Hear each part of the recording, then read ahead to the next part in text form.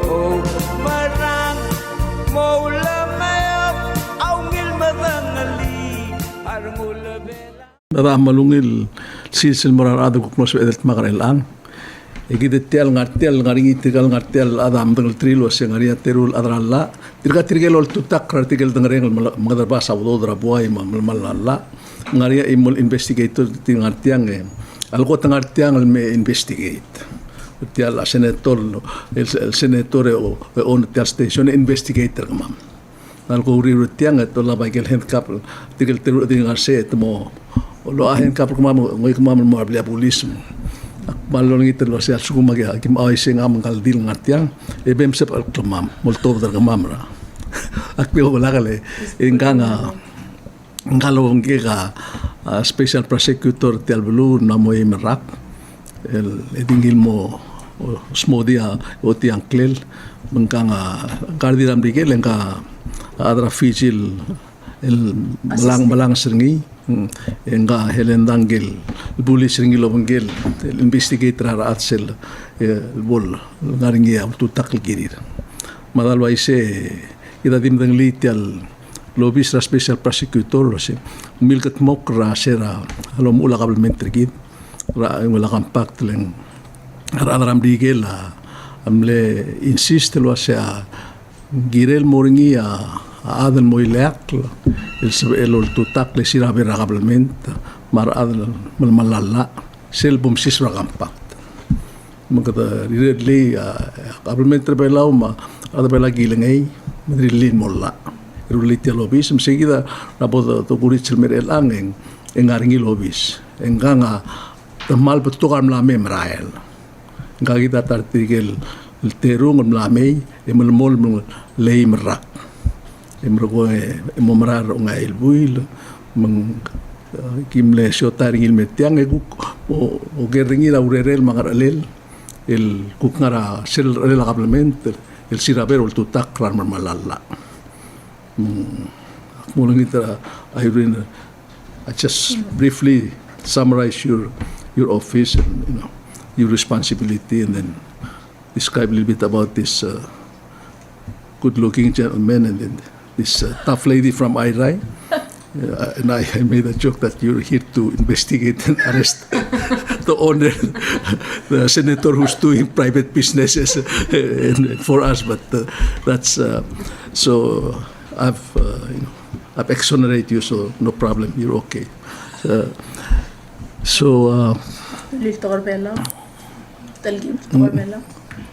Malungit tutan marbek lato banget ara Udesuall el altutaw en maltmarang mamel luaseng obang gamam el al tutaw tirgal tokubet sa lokyak tirgal tokubet sa lokyak special prosecutor el April Cripps la banget el lay merak madiregal investigator ngi ra HELENDA ma al assistant el bes el assistant SP el INIA.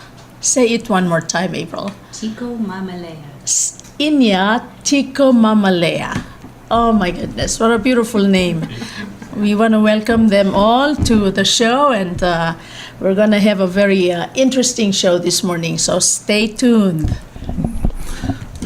So, can you make an opening statement of, you've been here and, who are you and you've been here and what you've been doing and now you're going to leave us, That's true.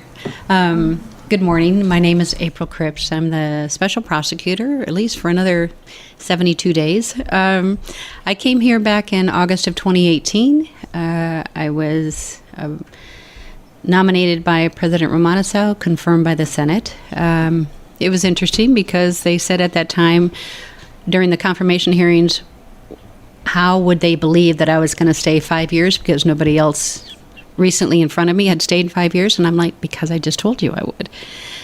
So here we are. It's coming up on 5 years. And when I got to the office, we discussed HELENDA OIMEI was with the office and still is. JORAM MADLUTK, and also Harris Ubade, yes, was with us. And now we have KLERANG RECHEKED with us instead of Harris. And at that time, we've had two assistant special prosecutors. One was Jacob Gordon. He is now back working for the U.S. Department of Justice in the United States. And also we have Myth Bells, and she is now the Associate Justice with the Common Pleas Justice. And now we have INIA, TIKOMAIMALEYA, and he'll be with us for another at least 18 months. And INIA is from Fiji. He comes with us with a lot of history. He's 12 years practicing in Fiji, criminal, civil, and administrative law. So basically, we looked at what the cases were that had been sitting in the office for a while. And most of those, primarily we are looking at economic crimes. Those are the crimes that are most often committed by public officials. And our Practice Act also encourages us not only to look at the public officials, but to look at the employees as well who are working for government. So that's what we have been doing for the last almost 5 years. So basically, your focus is on government officials? Our focus is on government corruption, wherever that might lead, whether it's public officials or employees or both. Okay. So you're going to live in a few months or little, I guess less than 2 months. Can you give us your report, kind of short report of what has happened? I mean, how many cases have you handled? What kind of cases you handle, and then whether it's felony, it's a misdemeanor. Most of the cases that we have handled to date are primarily felonies, because we charge misconduct in public office, and those are usually they have to be a public official to be convicted of that crime. But prosecutors in general, when you take a case to trial, we don't get a chance to come back later and charge other cases that existed. So we need to look at everything that exists at the time. That may include other felonies, and those felonies are usually theft of government property in the first degree. That's basically anything over $300. And property means it means finances, it means equipment, everything that you can think of. And then we also usually charge the ethics violations, and that's a huge one for us. The ethics violations are primarily misdemeanors, but they carry enhanced penalties, meaning if there's a conviction, the fines can be a lot greater, and the impact is a lot greater, I think, when you're convicted of an ethics crime. So those are primarily the ones that we've been charging, and then every once in a while something else will come along, like supporting prostitution or something like that we will bring in, because that was the underlying crime that might have given rise to the misconduct in public office. Does that make sense? That makes sense. Yeah, okay. Well, can I transfer the floor to Helenda? I mean, what are you doing in the office working with the SP? Ngayon NGIRMANG na criminal investigator. So what I do is I investigate cases that are assigned from the SP to each of us. Sometimes we work together, it's necessary. Sometimes we go separate and we do our own cases. Kala ko hindi ako bring RECHEKED from other bela or deal. Nalagyan OIMEI to karadam. Hindi ako bring RECHEKED from investigator other modern trial other ngarbabla, especially ngarbabla other. The question, let me say it in English because it's important for the young people to hear this one. That was a good question Moses posed. Is it difficult for your criminal investigator, Helenda, since he's Palawan, has many relatives and family, is it challenging when you go out to do your work? Yes, and I could share experiences because we started out with a couple of my relatives. Maria Cates, Barbara Tulop, they're all my aunties, very close.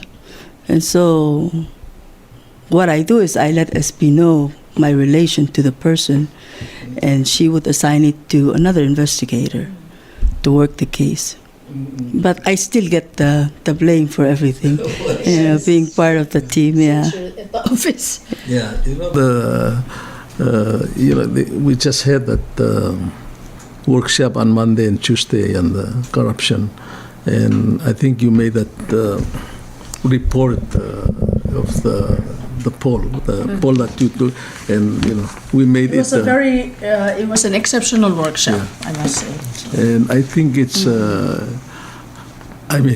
it's like I talked to some of my friends in power, and it's like they're stunned. They kind of say, "What? What is this?" Because I guess when you are in power in any country, you want also good things to be publicized in the newspaper or in the media. So when something like this, then they kind of say, well, this is true. So the natural reaction is to say, this SP is living, is doing all this stuff, to kind of justify her existence and all that. But this is interesting, and I like to, can you just kind of give us an overview of this polling that you did and how the conclusion you arrived and the numbers, and how was it done? Okay. Well, first of all, it's even hard for us sometimes to get the attention of government officials to say, we know that corruption is going on because people report it to us constantly. And so because my time is winding down, I thought, let me give it one more shot to get their attention. Mm-hmm. And contrary to this being a bad thing, when it comes out that there's corruption, it's only a start, and it's a good thing because people who are going to invest in a country, people who want to come to a country to visit, want to know that you're handling the problems. And so this isn't a bad thing. I guess you can look at it that way if you want to, but I would choose to look at the glass half full and say this is a good thing. So what we did was I wanted people to have the chance to respond anonymously. That's not always easy for us, but I wanted them to give an honest answer and feel like they could. I have to laugh, though, because I was asking one of the business people, hey, could you guys respond? So he went back and checked with his business group, and he came back and said, they all think that there's no way this is going to be anonymous. And I'm like, no. Look, here's what I get. And I showed him my phone. I said, this is anonymous. People take the quiz or the survey, and it goes to SurveyMonkey. It's a service that you can buy, and the UN supported us and bought it for us. Mm-hmm. And then the responses, the SurveyMonkey strips all identifiers and only send me the responses, and that's what we wanted. We wanted enough of a response, and we ended up having 221. That's 1% basically of the population. But how did you send? Okay, so what we did was I went onto SurveyMonkey and I wrote up the questions we wanted, and primarily we wanted to find out what does the population, not just Palauans, that everybody that lives here. Wait. Why monkey? Monkey are known for Palau is tricky. Tricky? So when you use monkey, you trick again? It's a service. Software. It's a survey software. That's they call their it name. Monkey. Yeah, they're SurveyMonkey. It's the whole thing. Okay. The first time I heard of it, I was in Florida, and we had to take ethics every year. Every employee in Florida has to take an ethics exam every year, and it's through SurveyMonkey. And the first time I heard SurveyMonkey, I thought, what? Kind of like you. But it's just their name. It does. You do remember it. But anyway, so we drafted up. I wanted to keep it kind of short, but get through everything. So the first question I asked was, have you ever seen corruption in Palau? Yes or no? Mm-hmm. And then if you saw it, what did you see? What we have found out when we go around in outreach is that a lot of people don't understand that the behavior is actually corruption. Mm-hmm. So we listed every single thing that I could think of that we have charged in the last 5 years to help people understand where their idea of what they saw falls. And then they could choose as many or as few as possible. And then the next question was, if you saw corruption, did you report it? And that was the next very interesting figure. You noted that the first figure was more than 86% say there's corruption in either the state or national governments. Witnessed it. Right, witnessed it. But that question about did you report it that was very interesting as well, because that came out to be about 73% said, no, we don't report it, or maybe even higher. And so of the 23% who said, yes, we do report it, then we wanted to know, well, who do you report it to? So I put all the different places maybe they might report it. I included friends, family, and clergy because I've been in criminal law now for 33 years. And in my experience worldwide, most people do not report crime. They will, however, want to talk about it. So they'll tell their friends, their family, clergy, but they won't talk about it. But I still wanted to see, where are you reporting this, right?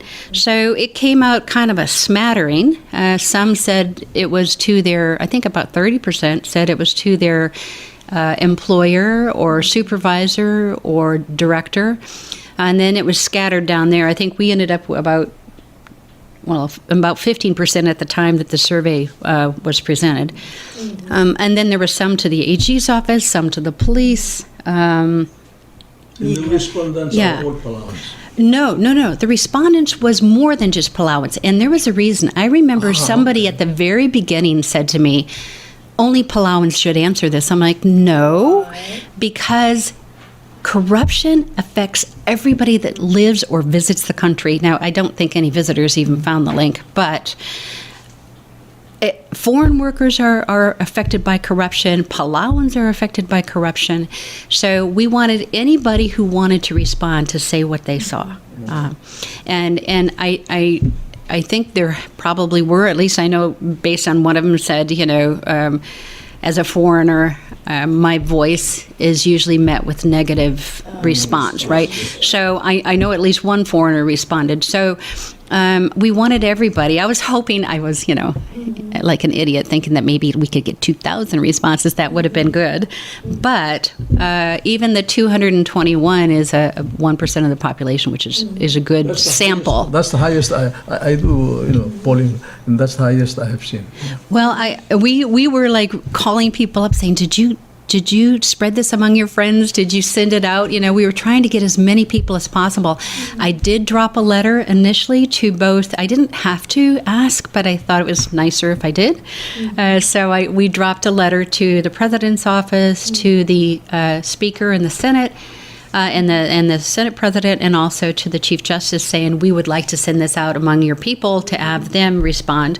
We tried to get it out to as many governors as I had contacts for to ask them. So I think I was disappointed that I couldn't get more, but we still have left the survey open. So even since the event on the 22nd, we've had, I think, 5 more responses. So people can still take the survey, and I will do an update later on to show, more has come in.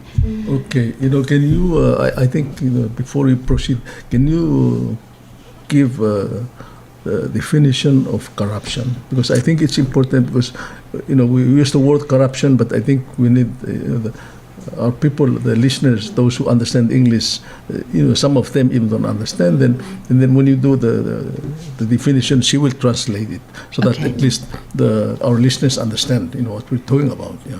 Okay. So in the statutes, there's no specific definition of corruption. However, corruption does, you can look it up, and what we do, if it's not in the statute, we go to the dictionary. And basically, corruption is going against the rules, the norms, the regulations in a society that everybody has agreed to live by. And we talked about this a little bit at the event, that corruption has existed as early as we could track. It was over 3,000 years BC. And it really hasn't changed much. But to make it easier, and I'm trying to figure out a better way to say it, when you have a part to a car and it's corrupt, it means it doesn't work or it's broken, right? So now if you change that idea and bring it into the rules and laws that we have, if it's corrupt there, it's you have broken the law in some way. You have broken the trust with the people that you have sworn by oath to to uphold the laws of the republic, the laws of the states, and the national, right? So that's the easiest way to look at corruption. And so most people that have reported to us do seem to look at corruption as, especially when there's a conflict of interest. That's a big one. You know, there's rules both in the public service regulations and also in the laws of the code that said if there's a conflict of interest and you're a public official or even employee, you should not be like, if you were my brother and there was all the other people at the table could go ahead and do the same job as you, then I shouldn't be going directly to you as my brother. That would be nepotism. But I should be looking at all of the people and not giving it to you just to give you a benefit, right? That's a conflict of interest. Does that make sense? Makes sense. So, Rebecca, atalubangget ang garadil SPM los moditial survey sa lolto bataringi mga kadire kalmal la momtang litial survey leng akmilla ethics legal ethics malungil survey mendia kal tomda sulwaset tiakalel korati lodengel waset ruatanga amle complete ringil survey tial survey alul durok ringil sel poloru ringyara taigel makasail ker lulker en tial software dio rur taigel enswer el mort obisir tirga en wub tiger rokuil kora identifiers ay kaltotung larker ang kleltang kan regil ngarang nguktiol all tiger linger almoray kel lulker questions ay ke mal mleungil kerling tial ang ira mga se kami po so di tial corruption ulwaseng mal ngarang kagidon malo ay ulwase a corruption selbora alselalla endi kalbolungil smoothie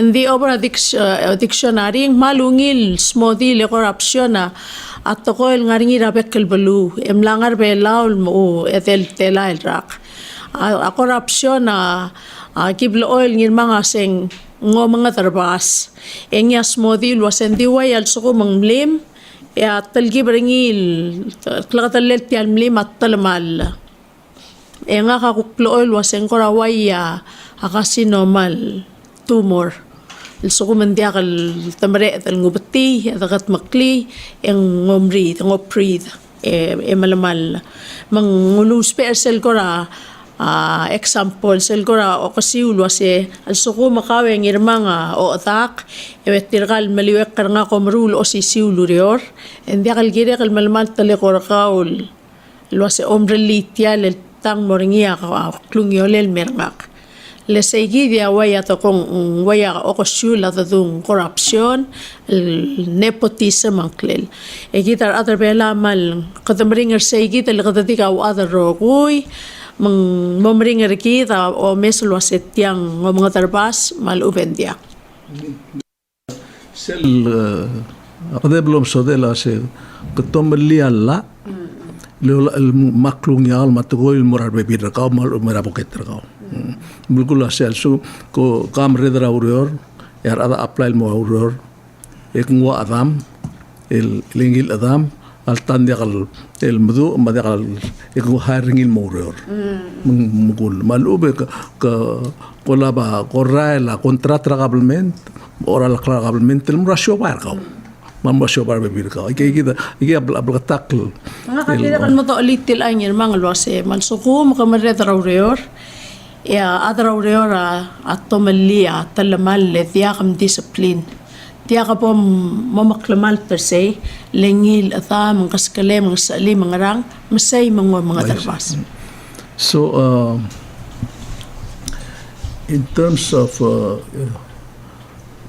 number of cases that we have handled, you know, and I can tell you that I'm watching your office also, and also the other SP before you, and just for your information, the one before you ran away. Stephen, and the one before him, we terrorized her to run away because she filed a case against the vice president, was a minister of justice, who was looking into the U.S. money, 117,000, that was deposited in the Bank of Guam in a private account by your good friend, you know, the former director Agwan. which it's a direct violation of the law and the compact. But at that time, the vice president was investigating. Instead of bringing a case against the former director Agwon, the special prosecutor somehow given instruction by the people in power at that time to file charges against the vice president. It's a bizarre case, So I even told him, why don't you send the police to arrest her and send her, because how can you be arrested and charged? You're Vice President, Minister of Justice, by the special prosecutor for investigating, for looking into this over $100,000 that was deposited wrongfully in a private account of a police organization. It's bizarre, but that's what happened. So, I mean, when you first hired, people thought, she's not gonna last. She came from the FSM, and she's not gonna last because she's been, corrupted by in the system over there. But we're very surprised, So can you give us You've done more than any other special prosecutor in this country has ever done, April, and I really commend you and your office, and especially your investigators. I remember when you guys, nailed those gamblers, internet gamblers, and you collected the cash of $87,000 that they had stashed with all the equipment, and you presented them publicly through the presidential press conference. That's publicly to all of Palau, both inside and out, to see that there indeed existed, gambling, corruption, and wrongdoing. And they deserve the consequences, and the people of Palau deserved to know that benefits were taken away from them because of corruption and those type of thefts and actions. I want to thank you for that. Cases, what are the cases? Can you just kind of give us a rundown of, breakdown of which cases? The cases we prosecuted? Yes. Well, just on that case that Ms. Irene is speaking about, there were, I think, 58 convicted. And of that one, our primary goal on that, I kept hearing public officials saying, there's no gambling in Palau, and even if there is, we don't have enough people to handle it. And I'm like, that irritated me. Mm-hmm. So I decided to prove them wrong and show that, one, there is gambling going on here, online gambling, and number two, we do have the ability, because at that time I was by myself. My special prosecutor was caught back in COVID back in the United States, so my team helped me, and in 3 days we charged. We did affidavits. We charged them individually in case somebody wanted to go to trial. So we filed 58 affidavits, 58 informations or charging documents, had them come in to the court the next day, which was, I think, a Thursday, and pled them all out on Friday. Mm-hmm. And what we wanted out of that was, number one, we wanted to confiscate all the equipment, because anytime equipment is used in any kind of equipment, car, boat, phones, computers, anything is used in a crime, it becomes proceeds of a crime, right? Mm-hmm. So we seized all the proceeds of the crime, including the $87,000, and wanted that turned all over to the government for government use. And we also just charged them $100 each, because I really, my goal on this was to go ahead and get them charged. And then part of their charge was that they had to leave the country, and I think within 2 weeks they actually left the country. The fines were paid, so it came. The fines were paid to the government, and they ended up leaving the country. What happened to the computers and the cell phones? We turned the cell phones and computers over to the government, and I believe they got distributed through other parts. I don't know if it went all to the government or where it all went, but that was not us. That just got turned over to the government. And then on the other cases. There were cases sitting in the office that hadn't been followed up on. One of those cases we're still following up, and only just last week finally got the evidence we needed to proceed. So the other cases have been involved. There's been several governors Mr. Nermakeri, Mr. Iskawa. Then there was Leon Goulabert. I think he was a speaker, is that correct, of the legislator? Then we've had, as she said, former Governor Maria Gates. Some of them have already been pardoned, which is fine. That's up to the president.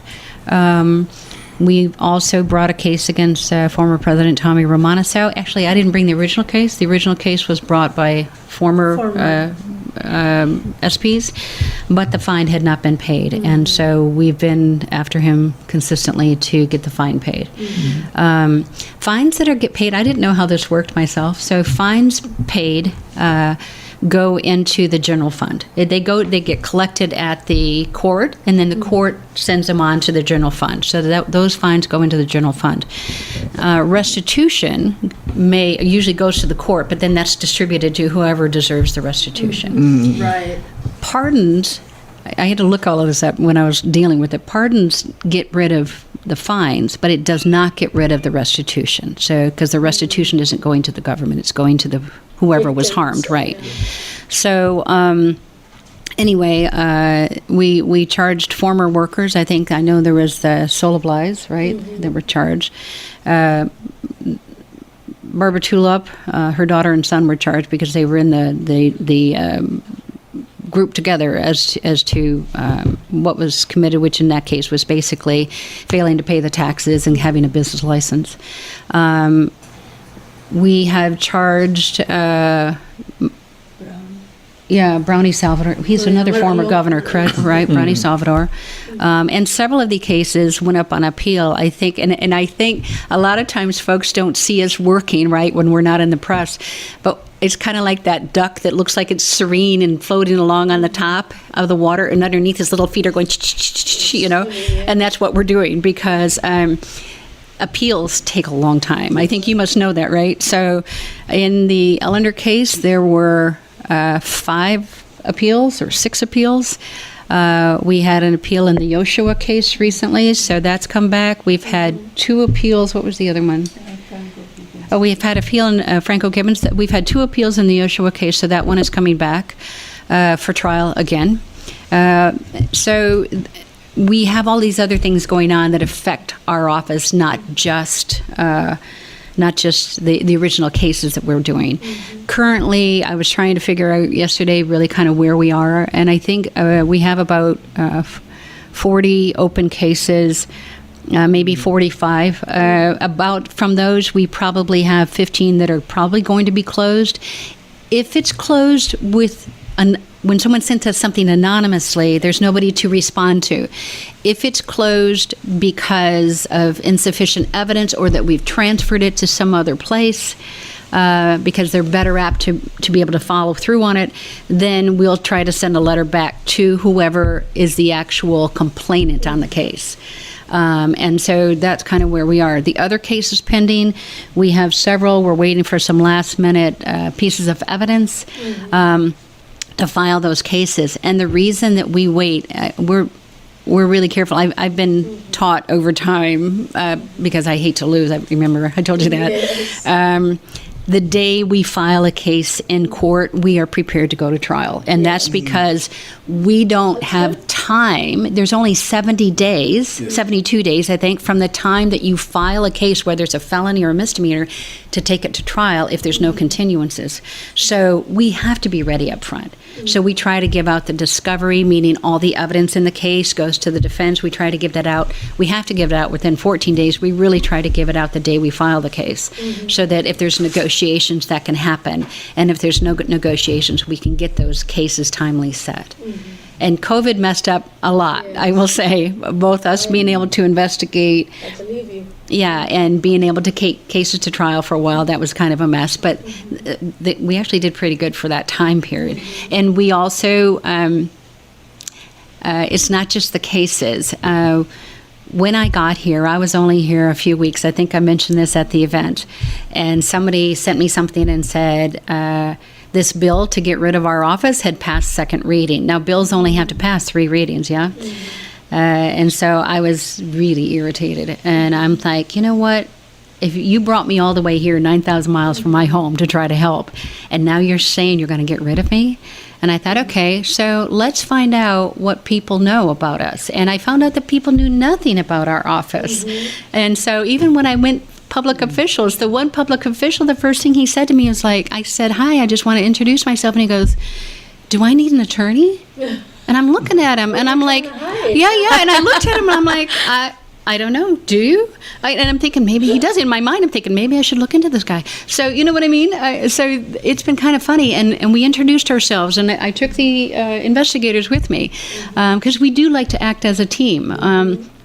It makes it easier for them to know. I want everybody here to know their government. This isn't my country. These are not my laws.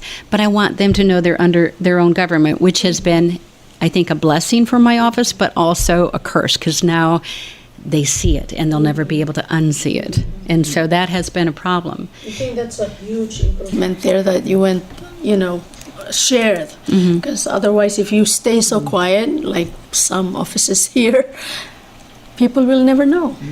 So, you've been here and you're leaving now in a matter of days. What can you tell the public? What can you tell us? What needs to be done in the office? Because I suspect there will be no SP for a while. Because I hear, from the grapevines that, and that you did this survey and these things, I think some people in power are worried or concerned. But I know the president really thinks this office should exist. Why are they worried and concerned? I do worry for the office. Everyone here can get other jobs. That's not the thing. The thing is that this office is created to offer unique service to the country, and that is because of this whole closeness idea in here. It's hard. It's hard. You mentioned Helenda. Yes, it's hard on them. Relatives. I know that their families, some of them have asked them to not work for the office. We have had threats both towards them and me since I've come here. And so people wouldn't be threatening us if they weren't feeling threatened in their whatever they were doing. So because our office goes after economic crime, and that is a very difficult, time-consuming, and important part. Yes. Economic crime, even the courts sometimes don't understand the devastation that economic crime has. And to give you an example, when we were doing outreach with the students, right, we were at Palau High School, and one of the boys in the freshman class raised his hand and said, "Why are you here?" I'm like, we want to talk to you about corruption and what that means to you. And they're like, "Well, what does it mean?" And I'm like, how am I going to explain this? So I said, okay. And Helenda and everybody's translating for me. I said, okay, if you could have one thing for Palau High School, what would it be? And this one boy raised his hand, and I said, yes. And he goes, toilet paper. And I'm like, toilet paper. I said, I understand that. We don't always have toilet paper in the capital, except when the high mucky mucks come through, right? Not now. We get more toilet paper now. But I understood what he said. And I said, okay, that's a really good one. I said, so what if we got a $10,000 grant to give you the best bathrooms ever at Palau High School, including toilet paper? I said, how would you feel? And they're all clapping. I'm like, okay, so let's say you get the grant, and right before they're supposed to start on those bathrooms and give you your toilet paper, the money disappears. And they're all popping up, that's not right, that's not fair. And I'm like, you're correct. That's corruption. And they got it. And so when we go out to the regions and to the states and to the schools, especially the schools, they get it, right? It doesn't always translate as well when we're going into the regions, right? And so, or to the state level, to the adults. But one thing that we've talked about, and you asked, what can be done? I said, I think the survey points it out.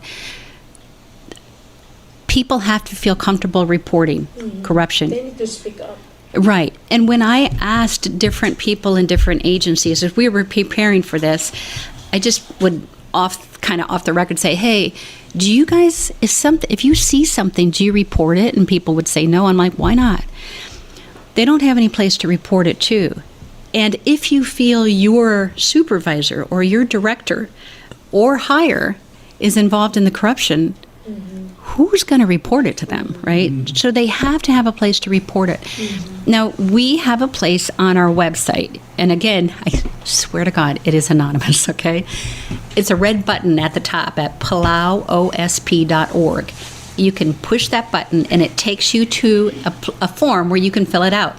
You can choose to use your email, or you can really hit it, the button that says anonymous, and it comes directly to me. All I see is like SurveyMonkey. All I get are the responses. When I get that, I generally, sometimes I've answered it. If there's someone to answer, I will tell them we're not the right place, or I'm assigning this to, and then I'll give it to an investigator.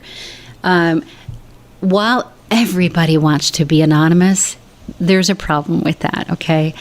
Because when we, as you know, when we go to put evidence into court, the evidence just doesn't pop into court.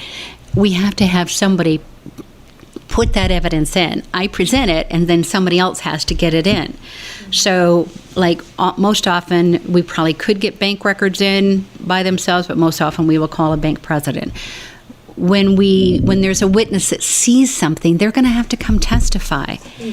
And I think the frustration that we have within our office, we talk about it, is that every one of my investigators are on the line out there, right? Because, as you said, they're related to the population, or people know them. And yet they're willing to stand up and do something for the country. To do what's right. And so it's hard for us sometimes when everyone says, oh, but we're related, we don't want to speak. I understand the sentiment, I truly do. But I think if there is anything that maybe this survey will help is to find that courage in the community to stand up and do something. And as Bilung said, I was trying to figure out, how do you marry the traditional side with the rule of law side? And I think the way she said it is that, yes, you do have to report for the betterment of the community, right? In a respectful way. And maybe that's the bridge between those two. Does that make sense? I report it to the right people To the right people. who will do something about it and not remain silent. Tell me, please, describe the law that created your office and authorized you to do this. Because in the beginning, and I know this because I was in the government, the SP office was only to investigate violation of law by public officials. That's it. Now there's a complaint that you're going out, because some of these people that you mentioned their names, they're not public officials. So the question is, Yeah, but tax evasions and things like that, our tax dollars are public. was the law changed to No, require all the any violation of law? Because before it was. I don't think the law changed. And here's why. Because remember, we had our 37th anniversary, right? So here's the thing. Back in 1985, the public laws created our office. Yes. And it's set under, I don't remember the public law. It might be 9-32. But then in, I think, 1989, the code went ahead and codified the public law, right? And that's Title II, P&C, Section 503. Now, when I looked at Section 503, it hasn't really changed much from the beginning. I do think that when people read laws, sometimes they, and I'm not accusing you of this, of course, sometimes people see only what they want to see. But the first sentence in the Title II, P&C 503 says, the Special Prosecutor's Office is empowered to prosecute all violations of the constitutions and all the laws of the Republic. That has been argued in court over and over and over again. So that's what we're empowered to do. Now, as you drop down through the numbers, and I think it's like maybe A, B, C, D, maybe number 7, it says that we they want us to go ahead and go after. You have all of these laws, to go after public laws or to go after government officials and employees, right? But that's not all that we're empowered to do. We're empowered to do everything. And so when we go out, remember I said when we go out after a case, we have to go after everything all at the same time, if possible, if we know about it, right? So when we go after someone like former Governor Scott, Udesuall's case, he had people working for him, right? So we not only went after him, but the people working for him because they were part of the criminal activity that took place. Same thing happened with the tulips. It was the three, right, of whatever took place we went after. So when we look at these cases, we will look to see who else is involved in this criminal enterprise and go after them. Now, the public officials we went after were generally the governors, board members, things like that. Ms. Yoshua is no, she's more than that. She's a procurement officer, and that is a public official, probably because they're handling money. So my point is that, so was that a mistaken impression by government and people in Palau that your office is only to prosecute the violation of law by officials, while the Attorney General's office cover everything? So what you're telling me is that these two offices have the same function. Have Attorney General and Special Prosecutor, they have the same standing in terms of same responsibility. We have equal authority, okay? However, that is not unusual. And I want to explain this. For instance, let me just flip you back to the U.S. for a second. We have so many different prosecuting agencies because, you have the tax folks can prosecute, you have the Department of Justice can prosecute, the states can prosecute, the cities, the counties, everybody has authority, right? But you work it out. And so, for instance, generally speaking, there are times that we have spoken with the AG's office, say, do you want to do this? Do you want us to do it? We do the same thing with law enforcement, and that's a huge thing, because if you have concurrent jurisdiction, we wouldn't want our investigation, and we're a little bit different from the AG's office as well, because we don't just prosecute, we investigate. So we have our own investigators, right? That's different.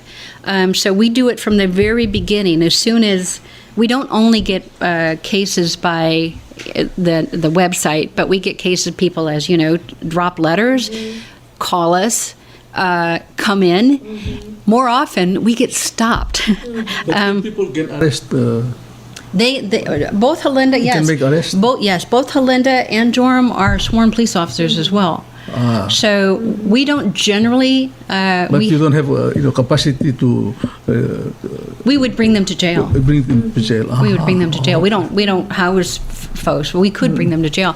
Generally speaking, though, for the most part, when we have asked for someone to be arrested, we just give it to the court and let them go ahead and issue the warrant. And then usually, I think that's been served by the BPS.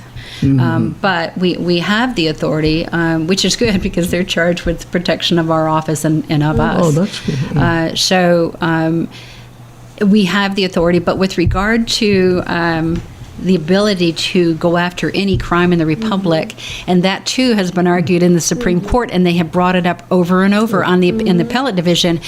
We have this authority to do this when people have challenged it. But they said, no, they have the authority. We choose to concentrate on areas that would take forever for somebody else to do. For instance, the AG's office, while they maybe have some of the economic cases, I'm not kidding, this takes forever. And and you have to be specifically trained. So during this whole time that we're prosecuting, because part of my job is to make sure that the Palauans that work for the office and actually the Palauans themselves understand the law. So for us, it's always trying to get more training. So we've had specific training from the U.S. Secret Service on cryptocurrency. They've been so impressed with them that they are sending them all over there. JORAM just got back from Australia on one of the following the money trails and how to do that. HELENDA's going to be going off to a school that's been offered primarily to do advanced investigations. KLERANG has been given the honor of the U.S. They're taking her to a month-long school on leaderships in the Pacific, people from the Pacific, to go ahead and, because they were impressed with her in the cryptocurrency. So my goal here has been multiple. One, to try to fight corruption and show people it's possible, no matter who it is, right? Two, to bring up the office, the folks within the office, and give them more training, more ability to feel comfortable to go after it themselves. And 3, to get the population to understand the law. Because I will tell you, I lived in Russia 2 years. If the population doesn't understand the law, you might as well just forget it. They you know, misinterpreting the law. Right. They And don't one of the understand. things during a recent hearing with the Senate is that they had brought up that, you know, it's not our job to do outreach. And that's where I said, no, I'm sorry. I've been being a prosecutor for almost 33 years. Under the ABA standards that I follow, and also most of the ABA standards are binding on the attorneys. Under the ABA standards promoted for prosecution, the last thing you want to do is go to court. Okay. Now, obviously, there are cases that have to be tried in court and people that should be going to jail. However, it is so much better in a community, in a country, to go ahead and stop that crime on the beginning. You know, you don't want to, by the time it gets to us, it's already happened, right? So we want to stop it, but you can't stop it if folks don't understand what the law is. So this outreach is also another way to help us, because as people have gotten used to us, they're more apt to report it. Does that make sense? It makes sense. It sounds to me that what you said, the law states, is what the law states. There shouldn't be any question about what your office can do and cannot do. It's very clear in the law.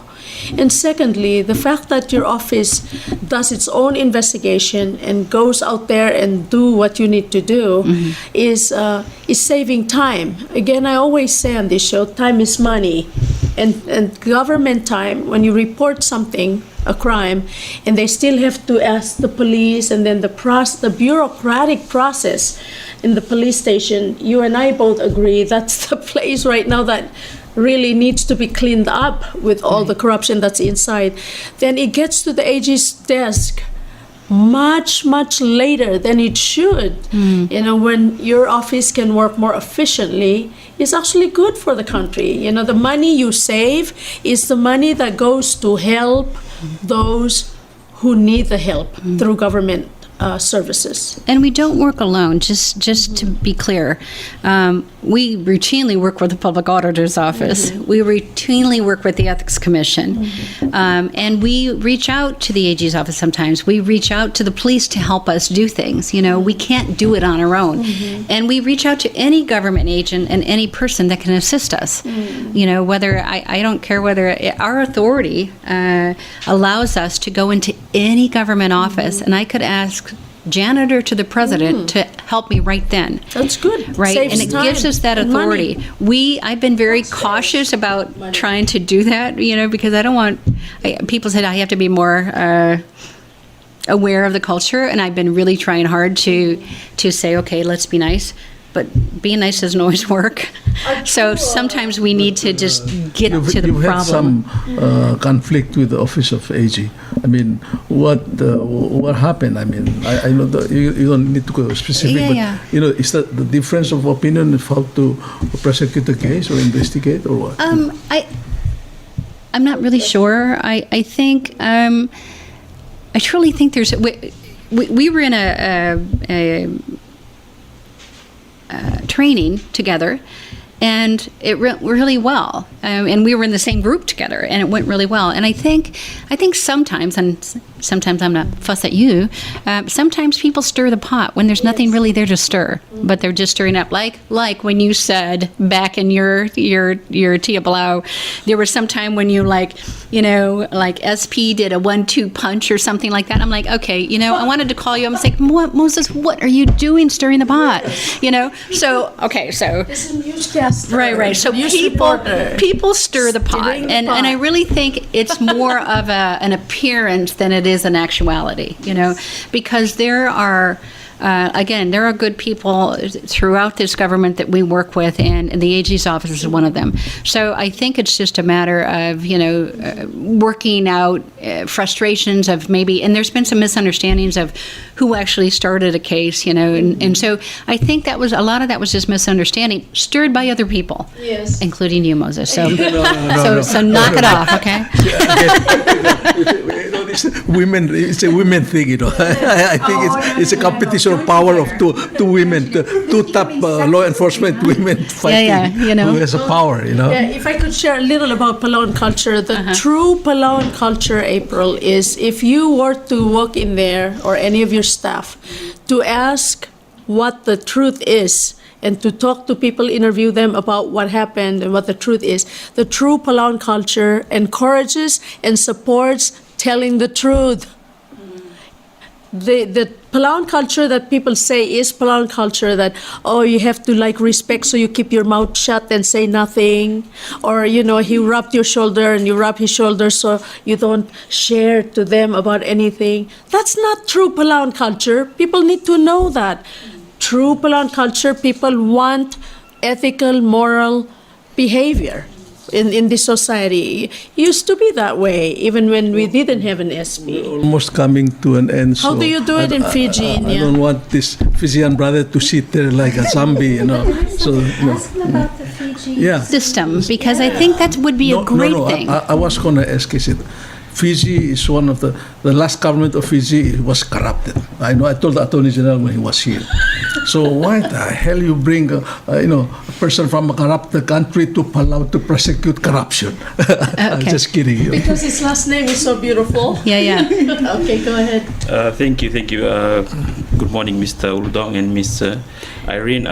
Good morning to my fellow Palawan brothers and sisters as well. Thank you for having us here. I think no one is spared, as I mentioned in our event on Monday, no one is spared from corruption.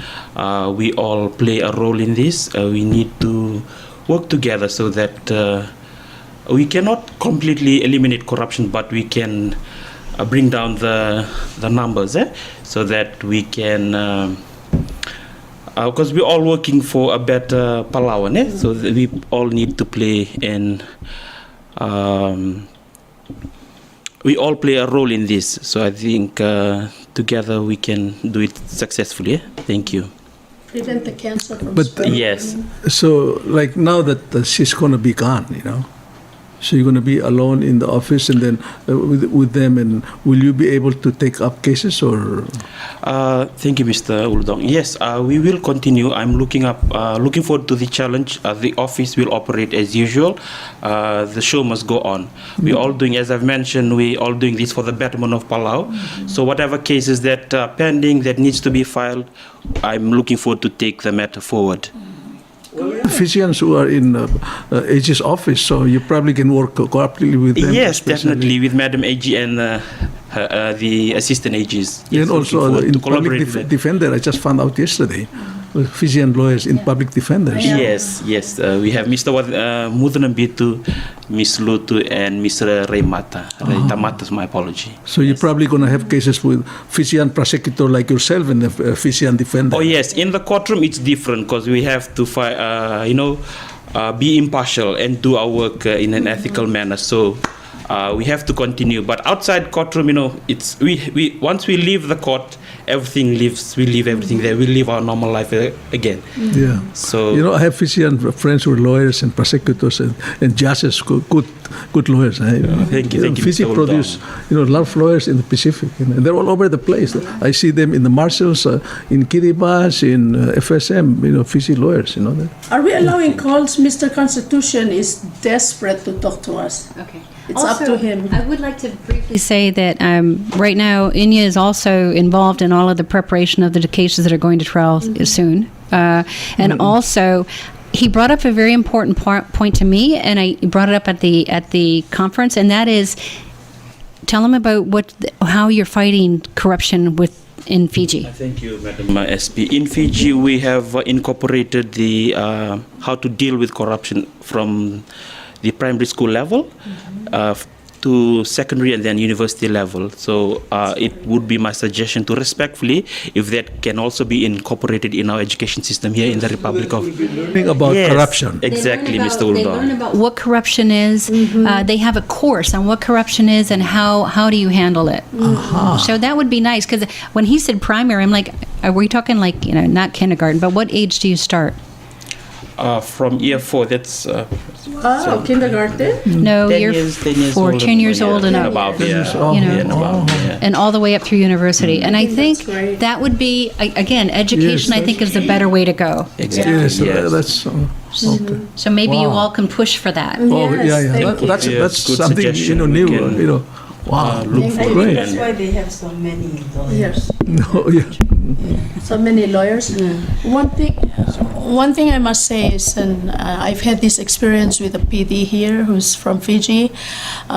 It is important that you allow people to speak up. If they want to take the stand, don't tell them, no, you can't take the stand. People have a right to speak their side of the story, especially in court.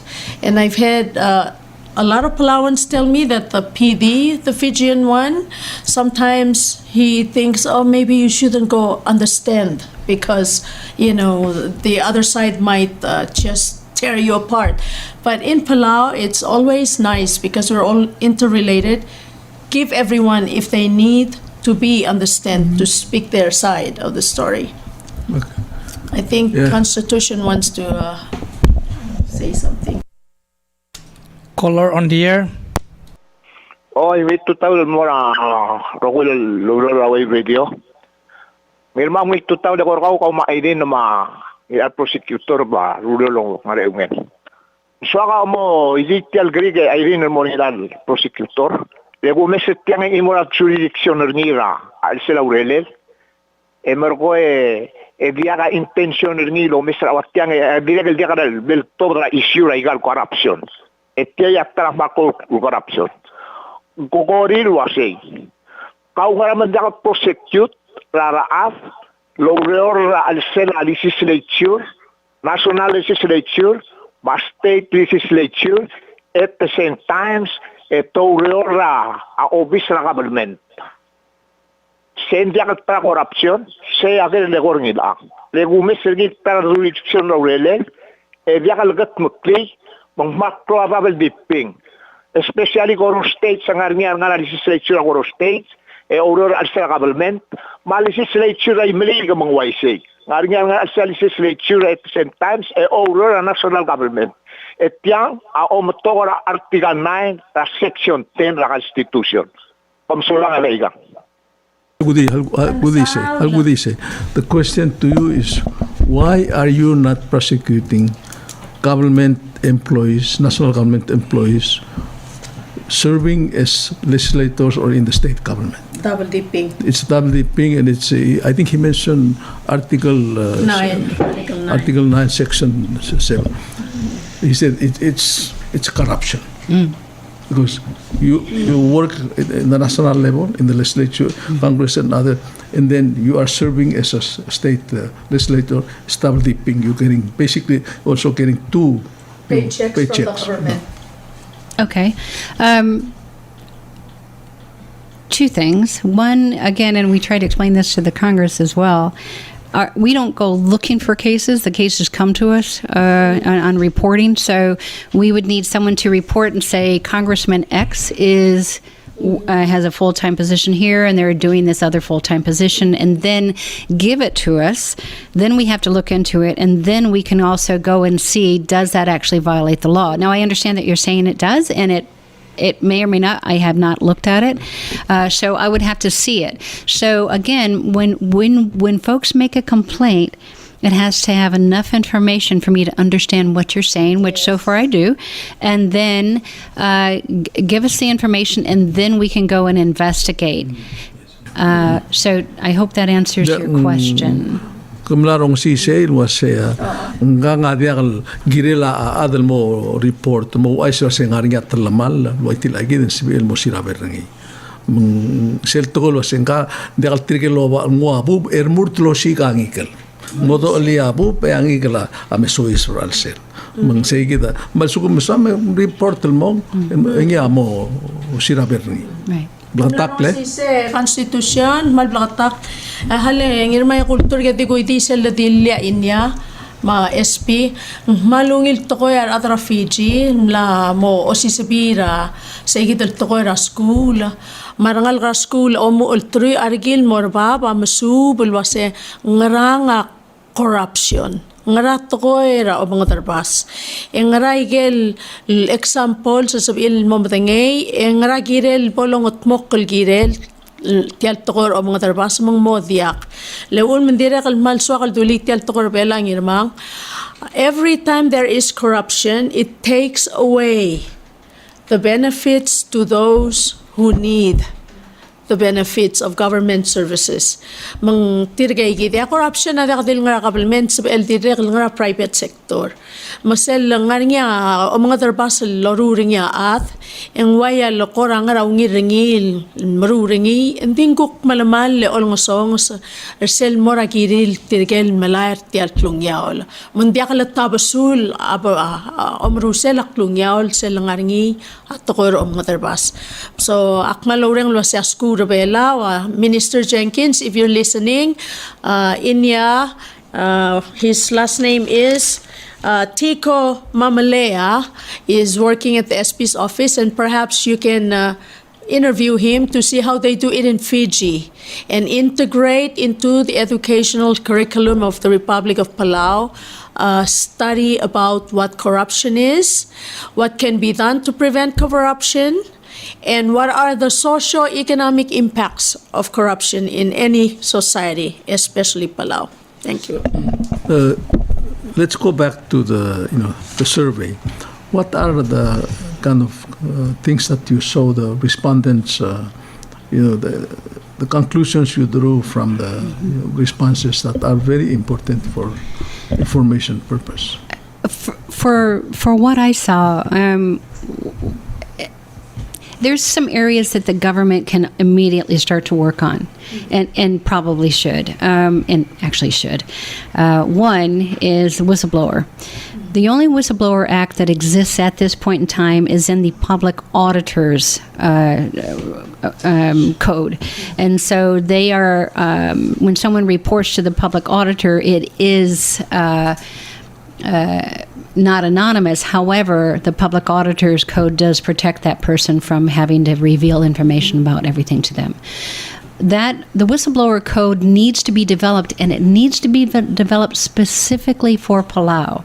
The reason I say that is the Whistleblower Act often says, this will protect the person, during the time, the pendency of the case. It may not stop them from getting terminated by someone who wants to terminate them, but it will allow them to come back into the government.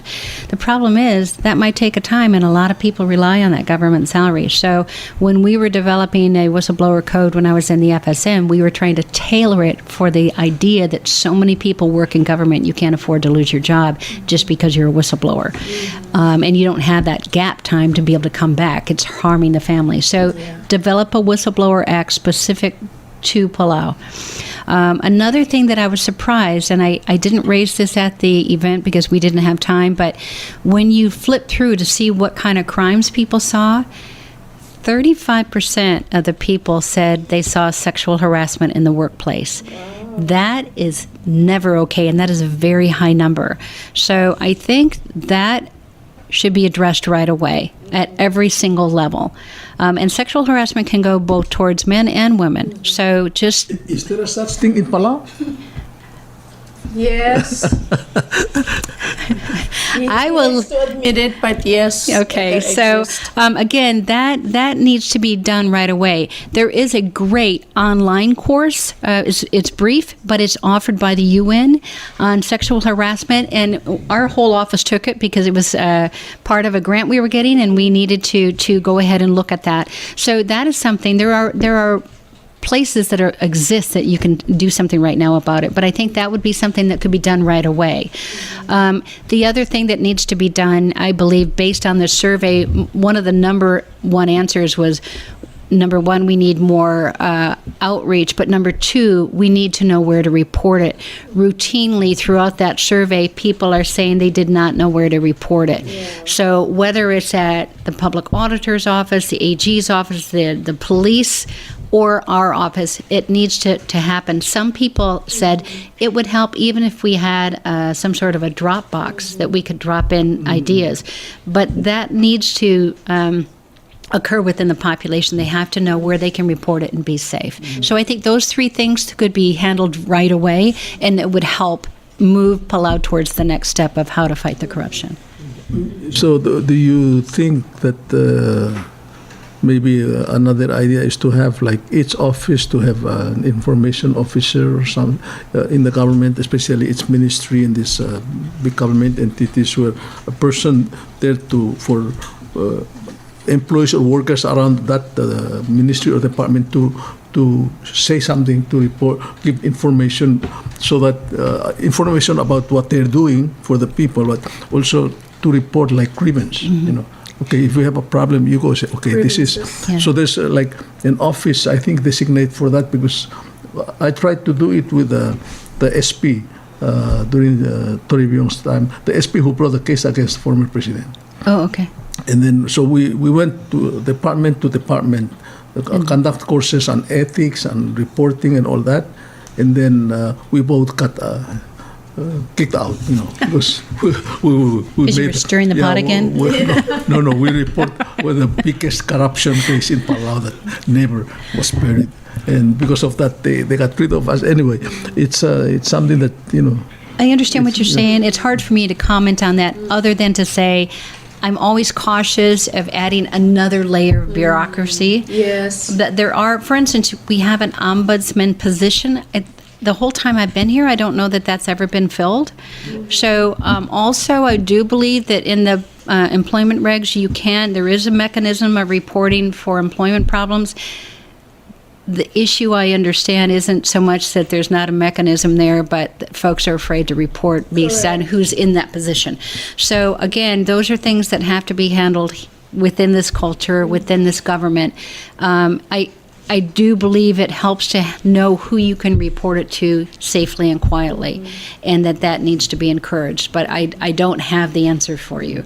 But, you know, as I said, this thing about reporting, how to report this to who and how it's processed. You know, that's one. But also to deal with the problem, to resolve it. Who has got to take responsibility to, you know, enforce the law or to resolve the problem? Like, you report so many days, you receive a report. I mean, that's what I did. I was an ombudsman. I receive a report, and then I study it, I investigate it, and refer it to the proper minister or even to the AG or to the president's office, you know, to handle it. And if not, I said, look, I'm gonna, file a case or something about this, because you cannot, sit on it, and it's a problem. But I mean, to me, that's a problem. Reporting and then taking action, right, or enforcing the law. You know? And I think Mr. Taywood during the event had something very important to say, and I agree with him. There are a lot of good laws on the books right now for all these agencies, for all of the government.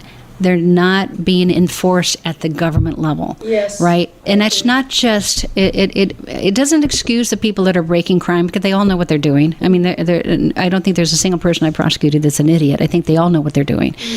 Sometimes it's easier to do one thing than the other. We all as citizens make a choice on what laws we follow. We also have to accept the consequences. I say that because I'll admit, and hopefully the police aren't behind me, but I speed.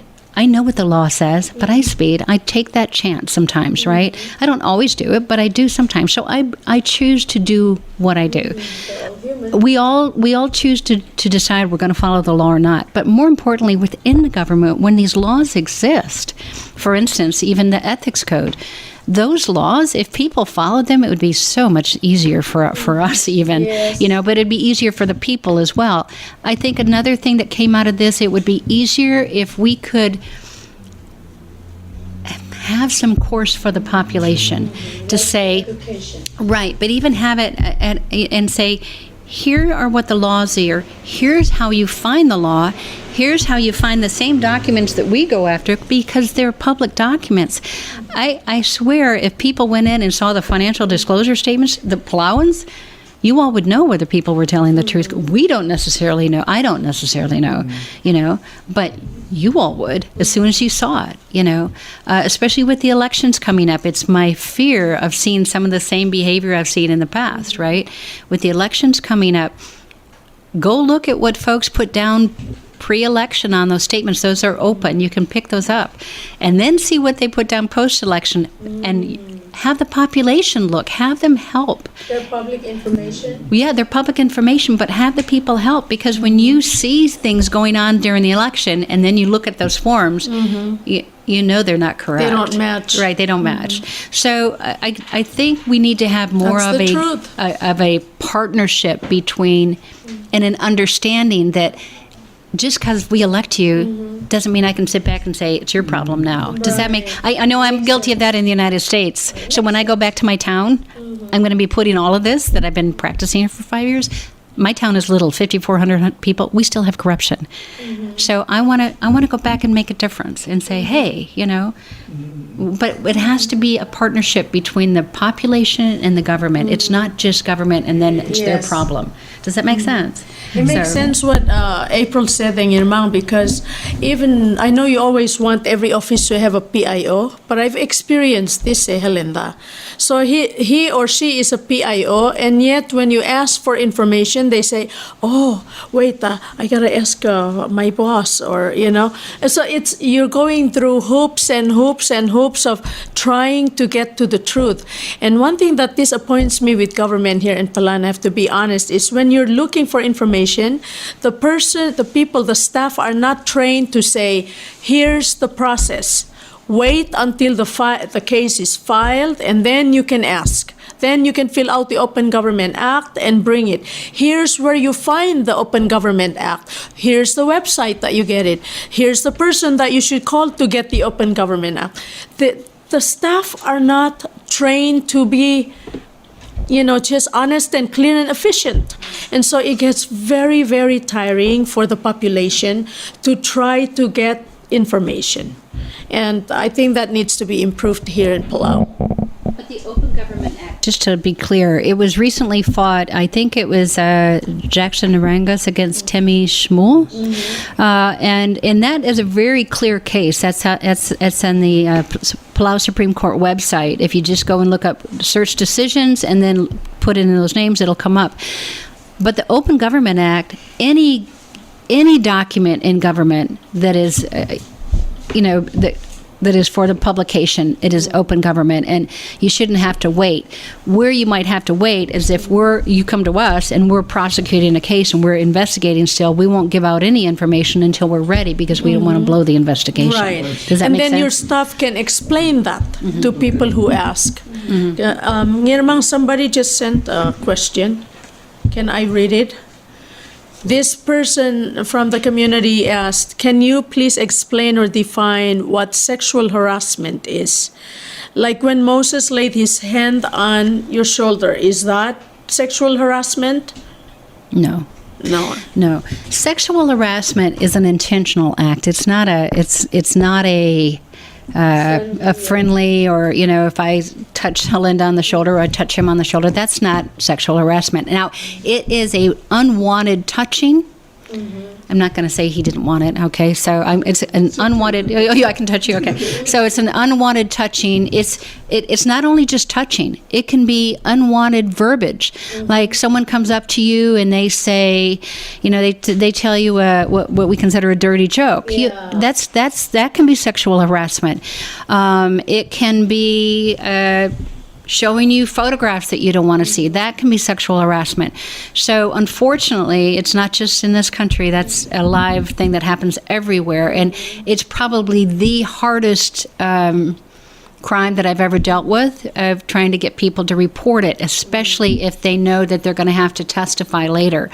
But it's also, I find out that when you do report it, the people that you're reporting it against, because of embarrassment, because of understanding that they know they did wrong, will often want to enter a plea because they don't want to have that go out much further. The famous US case now, Trump case. Yeah, he lost the case. Yeah. But I've also experienced it. Sometimes it's like asking you to lunch. You know, your boss is asking you to lunch, kind of like private, you know, waiting until all your colleagues are like walking out the door, and then that is sexual harassment. That's when you have to be assertive and say, no, thank you. I do know I need my paycheck, but I'm going to have lunch with my friend. You have to be assertive. So that's. This is, this is very important, discussion, because I think we, starting with that workshop you had. I mean, I feel that we should have on a regular basis, like maybe once in 6 months or to address this. Have that issues. dialogue like you started. One thing about corruption is it takes away resources, opportunities, money and stuff for the people. Yes. Because, like, for example, if you're a congressman and you use fuel to go fishing or to use for your own cars, or bring your kids to church and all that, that cost government money. And you should be ashamed of yourself. Could have been appropriate to serve the people, especially nowadays. And especially those in need. Yes, so it's very important, and I think we have to, we're human beings and we fall, but I think we need to do this to remind ourselves that, especially government, which represent us, and we pay for it with our tax and we elect them. So it's your job. It's a tough job, I must say, and then you're leaving us. So good luck, and just personally, you're going home back to your family in Florida? Yeah, I haven't seen most of them in 5 years, so Yeah. I need to go home and take care of my home before it falls apart completely. But So if you were asked to renew, you probably will decline because you want to see your family. Well, there's been some discussion about renewal, but there's some obstacles in the way as well, and so and whether I'm the right person to stay on, or whether you need fresh ideas to come in, hopefully continue what we've started. I think Mr. TIKOMAIMALEYA will be fine continuing on, and I'm hoping that we'll find someone soon that is willing to come out. And a 5-year contract is difficult, I will say, to walk away from your home for that long. But there are people out there, I think, that would be willing and able to come and help here in Palau, and I do hope Palau goes the right way, and it's a young country still, but there's a lot of people here fighting for it at all levels. And if we could just work together, again, the population and the government, instead of seeing this as a separation, and each side having responsibility, if they could get together, and I'm hoping that survey will maybe it should just be the start of the dialogue, and that dialogue needs to take place, and then do something, act on it. But there are those 3 things that I think we could act on right away, and that is, again, I do think we have to address sexual harassment right away, address the ability to have a whistleblower act, and those things will help have a safe place for people to report, and let people know where they can report. And that has a discussion that has to take place in all the governments, because this doesn't have effect. We've had complaints out of every single government here, every single branch. The judiciary, Yeah, sure. right. So we've had complaints out of all of them. So What's the hopefully, well, that's the third thing, having them a place to report. Not only at the safely that they feel at the judiciary, the Congress, the executive branch, but also the state branches, and the states all need to have the same thing, and all the agencies. So, but I would say if you have a question on some of these things, we can go ahead and put online we can give it to you all. We can go back and give you the exact sexual harassment area, and then kind of tell you what might be available to help you right now. And so I think that if those 3 things came out of this survey, that would put Palau well on the way to fighting corruption. Well, Bula, so we want to hear the last words of wisdom from you. Thank you, Mr. ULUDONG. Miss Cripps, the current special prosecutor, is a great mentor. I would say she has done so much, and I'm so grateful for her contribution to the Palauan government. With her departure, we are saddened. But we know that she'll be in constant contact. I know we have a very solid team here, the investigators. We are ready. We stand ready to continue holding the fort till we get another replacement of a special prosecutor. We'll continue to do our work honestly and diligently, and continue to serve our people of the Republic of Palau. Thank you, Mr. ULUDONG. Thank you for this opportunity, for having us this morning. Rise to leave the island and No, not. I'm looking forward to the challenges. Yes, I'll stay on. I'm on a 2-year contract, and yes, I look forward to collaborating with other government agencies, and maybe we can continue this on some other dates. Yeah. Yes, Mr. ULUDONG. Thank you so much. Thank you. Thank you, Mr. Irene. kangalir ng Rasul mga ng IRENE mga kamkum ko na meskita Sulang yang irmang telte ndire beto kaigal blom tungol lol motat saureram. Selwan ngin miltunga selwa se mereng la dola information ma documents legal agencies. Even though namorin say the Open Government Act, the selgi bang ati dir komda sula singgiram melu usra pa piel mamalay. Imang ngungil makatang makukot tergi pelo ay sula se gama maselgi merong ngar nga ul mendagi mo ay sula segi ekong ngara gi ko malay. Iku rola la relam Leng mlahapan el motivo sa ikel ki mospe. So jangan necessary lagi mo ay sula se ngirmang agi ko lagi mo malangara mangarang. Inti sa amel di medumra ngidil time me wasingirmang agi olingi trasel sa amel me sa ikel bukur kara reor mo ki pare ko tra kompali ka. Magi olingi trasel ko mo moblak taklal mo rabuay mo. Jangan sa ikel amal taram rang lalaberam sergi investigate. Might take time and katapakin for the sorry rapapir sorry ra request ya always Nanti ay kita kamral masaulo hopefully nguk mo nga next nguk sabedum ta sabebi yang malalo ise oy kim omtertial el lobismo ta station kim mori asuli. Thank you very much, good luck in your Thank you. way home, and I hope we don't say goodbye, we just say Mauriu. Okay, until later.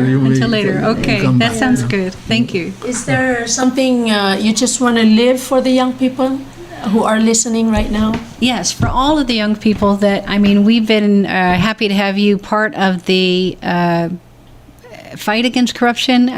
We have the 2 songs. I know one was by Palau High School and one was by, I think, PMA. Palau Mission. Yeah, and they are really good songs. I hope those get played over and over again, because those songs have a lot to do and how the kids see and view corruption and what can be done about it. So thank you, and don't be silent. Again, think about what Beidlung said. Speak up respectfully, but speak up. Yes. And it's your country. You're inheriting this, so it's time for you to learn and speak up. Thank you. Thank you so much, April. Ngirman, can I ask them to stand behind us and I pray for everybody? The other team members, come stand behind us. I want to say a prayer for April and your office, because you're doing good work for Palau. Come behind so you can be in the camera. Officer JORAM and Officer KLERANG. Okay. Okay, today is a very sad day for us because our cousin, Senator Udesuall, we're going to the funeral after. And my heart just tells me I need to pray for you and your office. Yeah. Okay. Adam Dios, Lord God, our source of life, we just come together with the SP. April Cripps, she's dedicated her life for the last 5 years helping Palau. And with her team, all the officers with us today, this morning, and also with Assistant SP, INIA from Fiji, we are very grateful for the work that they've done and will continue to do. So we ask a special blessing on them and on April especially as she travels back to see her family in a couple of months.